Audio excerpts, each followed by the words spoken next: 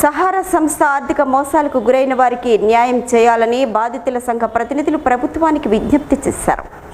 13 కోట్ల మంది ప్రజలను మోసగించిన సహారా సంస్థ 1978లో సహారా సంస్థ స్థాపించి భారతదేశంలో 5,000 పైచిలుకు బ్రాంచుల ద్వారా 13 కోట్ల మంది ప్రజల యొక్క సొమ్మును వివిధ పథకాల ద్వారా సుమారు 2 లక్షల కోట్ల డిపాజిట్లు వసూలు చేసుకుంది. ఈ డిపాజిట్లు సేకరణ న్యాయ నిబంధన ప్రకారం జరగడం లేదని, తప్పుడు విధానం ద్వారా సహారా సంస్థ డిపాజిట్ సేకరించిందని సిబి అనే సంస్థ ద్వారా సహారా సంస్థపై చర్యలు తీసుకున్నందున సహారా సంస్థ కాలయాపన చేస్తూ పూర్తిగా డిపాజిట్దారులకు సహారా సంస్థపై కేసు ఉన్నదని సాకు చూపుతూ 2012 సంవత్సరం నుంచి డిపాజిట్దారులకు చెల్లింపులు నిలిపివేసింది. కానీ ఇప్పటికీ కూడా సహారా ఆఫీసులు నడిపిస్తూ వ్యాపారం చేస్తూ ఖాతాదారులను మోసగిస్తూ ఉన్నారు.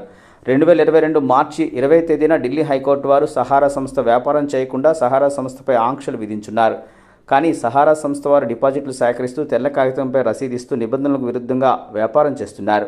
స్కీములపై కోర్టులో కేసు కూడా ఉంది. ప్రస్తుతం 4 కోఆపరేటివ్ సొసైటీల ద్వారా వ్యాపారం చేస్తున్నారు, కానీ చెల్లింపులు చేయడం లేదు. గతంలో ఖాతాదారులకు ఇవ్వాల్సిన సొమ్ము కంటే 3 రెట్లు ఆస్తులు తమ వద్ద ఉన్నట్టు దేశవ్యాప్తంగా గల ప్రముఖ పత్రికల ద్వారా ప్రకటన ఇచ్చి ఉన్నారు. కానీ సహారా సంస్థ మీద కోర్టు ద్వారా ఆంక్షలు ఉన్నట్లు కస్టమర్దారులకు చెబుతూ ఉన్నారు. కానీ ఇది పూర్తిగా అబద్ధం. 2014 సహారా సంస్థపై కోర్టులో ఉన్న ఆంక్షలు ఎత్తివేయడం జరిగింది. కానీ ఎటువంటి చెల్లింపు చేయకుండా కాలయాపన చేస్తూ చాలా వరకు సహారా ఆస్తులను ఇతరులకు అమ్మివేశారు. కానీ డిపాజిట్దారులకు సొమ్ములు చెల్లించడం లేదు. సహారా సంస్థ సహారాలో డిపాజిట్ చేసిన డిపాజిట్దారులందరూ వీధిన పడ్డారు. డిపాజిట్ సేకరించిన ఏజెంట్లపై ఖాతాదారుల ఒత్తిడి వలన సుమారు 7,500 మంది చనిపోవడం జరిగింది.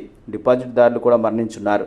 అందువలన కేంద్ర రాష్ట్ర ప్రభుత్వాలు, సుప్రీంకోర్టు వారు, న్యాయాధిపతులు సహారా సంస్థ యొక్క అన్ని ఆస్తులు స్వాధీనపరుచుకొని ఖాతాదారులకు మరియు సిబ్బందికి రావాల్సిన బకాయిలు ఇప్పించాలని ప్రింట్ మరియు ఎలక్ట్రానిక్ మీడియా ద్వారా విన్నపం చేస్తున్నారు. అధ్యక్షులు బైపల్లి సత్యరాజు, బోయిన సత్యనారాయణ రాజు తదితరులు ఈ కార్యక్రమంలో పాల్గొన్నారు.